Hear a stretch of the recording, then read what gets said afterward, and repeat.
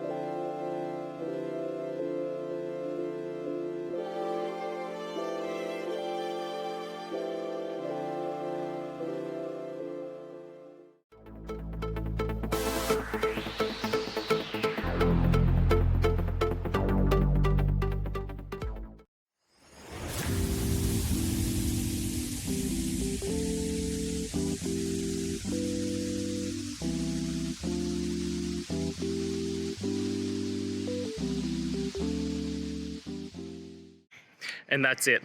I hope that that's helped find the solution that you're looking for. And if it did, please, I'd appreciate it if you hit the subscribe button. Every time you hit it, it really helps. Now, I'll see you next time you need some technical help. And until then, have a good one.